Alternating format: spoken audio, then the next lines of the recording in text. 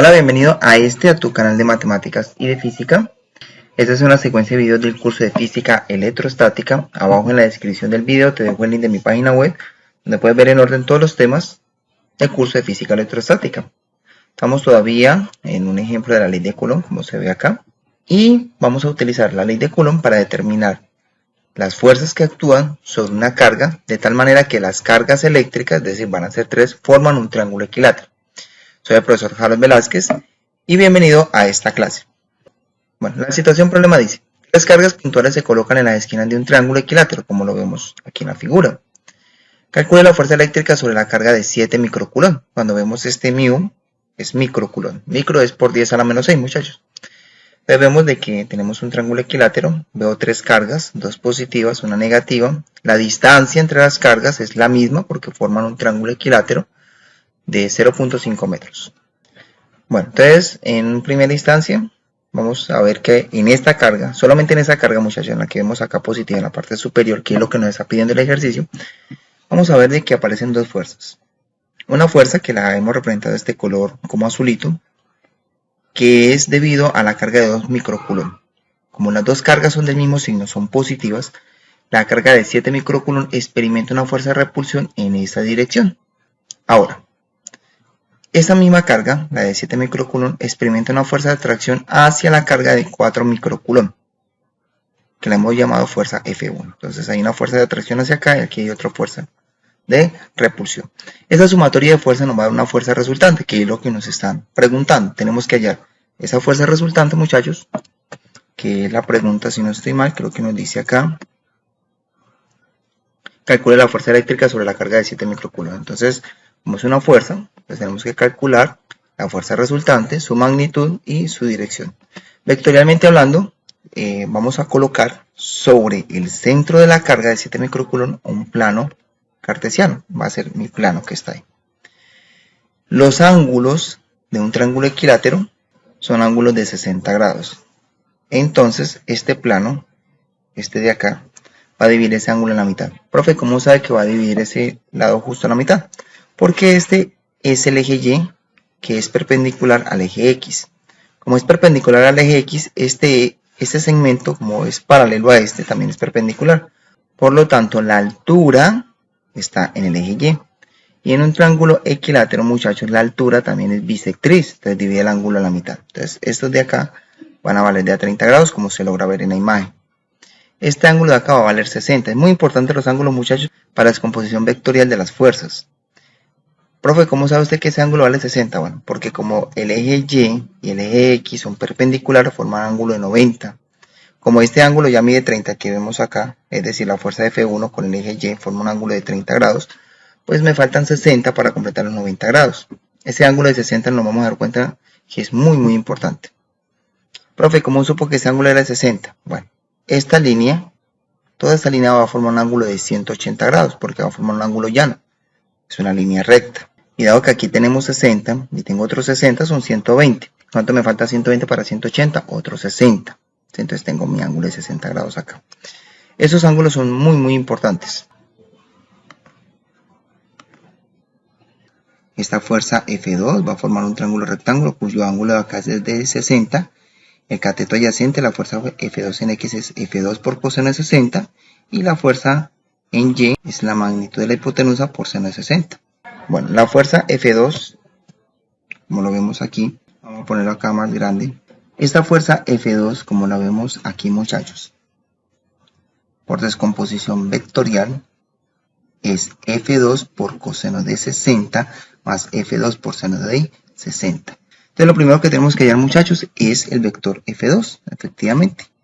Por la ley de Coulomb sabemos de que F2 es igual a una constante que es de 8.99, nosotros lo vamos a aproximar a 9 por 10 a la 9, por la fracción, cuyo numerador es el producto de las cargas, esta carga por esta, es decir, 7 microcoulomb, 7 por 10 a la menos 6, por esta otra carga, que es 2 por 10 a la menos 6, porque es un microcoulomb también, ¿sí?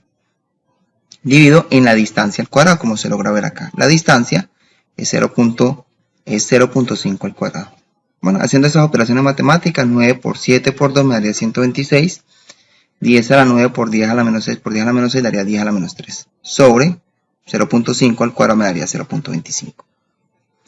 126 dividido en 0.25 me daría 504 por 10 a la menos 3. Y haciendo esa operación matemática me daría 0.504 newton. Esa es la magnitud de la fuerza, pero no es la fuerza de forma vectorial. No se calcula el vector, la magnitud del vector, que es 0.504. Pero recordemos de que para hallar x tengo que multiplicarlo por coseno de 60, que me daría 0.252. Y ese 0.504 multiplicado por seno de 60 da 0.430. Pero entonces, ahí ya tenemos la descomposición vectorial de la fuerza F2. Bueno, similar ocurre con la fuerza F1, muchachos. La fuerza F1, ya sabemos de que el ángulo acá es de 60 grados, como lo vemos aquí.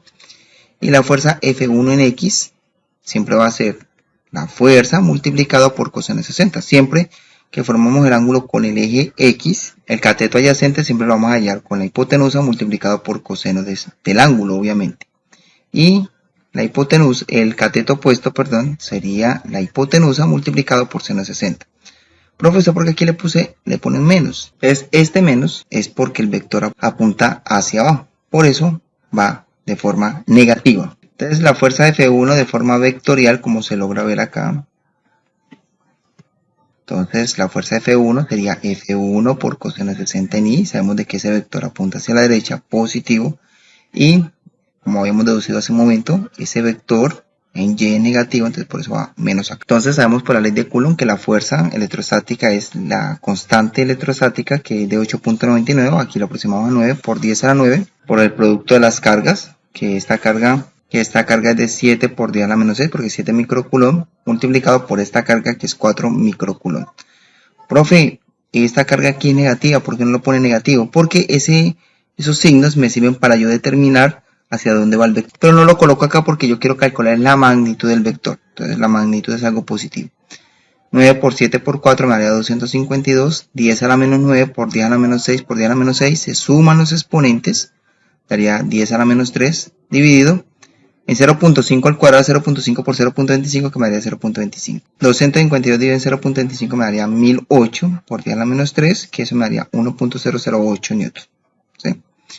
Entonces, volviendo a esto, muchachos, la fuerza F1 sería la magnitud del vector, que es 1.008, multiplicado por coseno de 60, que me daría 0.504. La fuerza F1, que es 1.08, multiplicado por seno de 60, como vemos acá, que me daría 0.873. Entonces, ahí tenemos la descomposición vectorial de los dos y la fuerza F1. Entonces, vamos a mirar la fuerza resultante. Aquí ya la imagen se ve más clara. La fuerza F1 me dio 0.504 en I menos 0.873 en J. Y F2 me dio 0.252 en I más 0.436 en J, que fue lo que acabamos de hacer. Pues la fuerza resultante la sumo I con I. 0.504 más 0.252 me daría 0.756.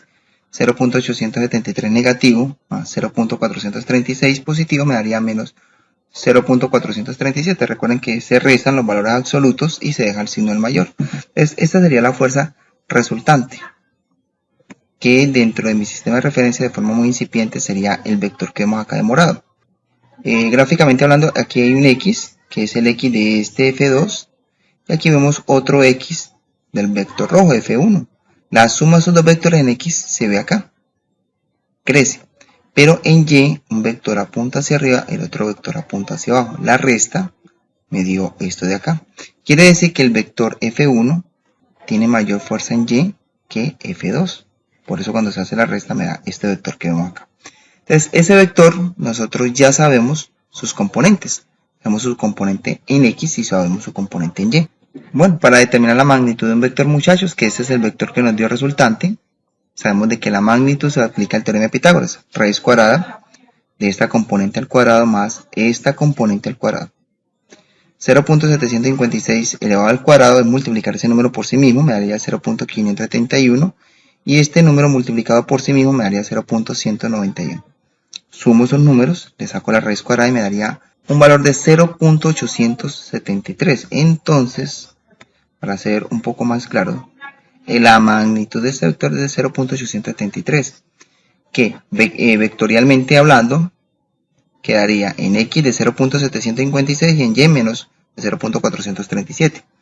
Profe, ¿ya llamo la fuerza? Sí, pero recuerde que la fuerza es una magnitud vectorial, muchachos. Necesitamos dirección, sentido y magnitud. El sentido, aquí gráficamente ya sabemos cuál es el sentido, viene hacia acá. La magnitud la tenemos, pero no tenemos la dirección. La dirección es el ángulo que se forma con el eje X. Entonces nos falta hallar esa magnitud. Aquí hallamos la magnitud del vector, como lo vemos en la imagen, pero nos falta la dirección. El vector resultante me dio 0.756 en Y menos 0.437 en J. Entonces el ángulo que está acá, es que está aquí, se halla con tangente inverso de lo que me dé en Y, positivo, se toma positivo. Si es X o Y, lo vamos a tomar positivo siempre, muchachos. 0.437, que eso es lo que me dé en Y, dividido en lo que me dé en X. Cuando yo con una calculadora científica y haga esto, tangente inverso de esta división, me da aproximadamente 30 grados. No me da 30, me da 30.0 algo, ¿sí? Pero uno lo aproxima a 30 grados. Profe, ¿ese ángulo es el ángulo que estamos buscando? Y la respuesta es no, muchachos, ese no es el ángulo que estoy buscando. Acá lo que hice fue hallar este ángulo, ¿sí? Que es 30 grados. Pero recuerden, muchachos, que la dirección de un vector es el ángulo formado con el eje X y tomamos positivo en esta dirección, ¿sí? Así. Es decir, que yo necesito hallar este ángulo. Pero si tengo este, pues es fácil de hallarlo, muchachos. Porque si este ángulo vale 30 y toda la vuelta da 360, pues el ángulo de dirección es de 330. Entonces ya tenemos la respuesta, muchachos. Porque recuerden que cuando me piden una fuerza, yo debo hallar la dirección, la magnitud y vectorialmente cómo es el vector. Entonces el ángulo, la dirección es un ángulo de 330 grados. La magnitud del vector es de 0.873 newton. Gráficamente queda aproximadamente así como lo vemos, lo puedo representar, y vectorialmente hablando la fuerza sería de 0.756 en Y menos 0.437 en J. De esa manera hallamos el vector fuerza, igual que lo hacíamos en el tema de física mecánica. Espero que hayan aprendido mucho, espero haberme hecho entender. Los invito a visitar mi página web y a suscribirse a mi canal de YouTube. Muchas gracias por ver ese video.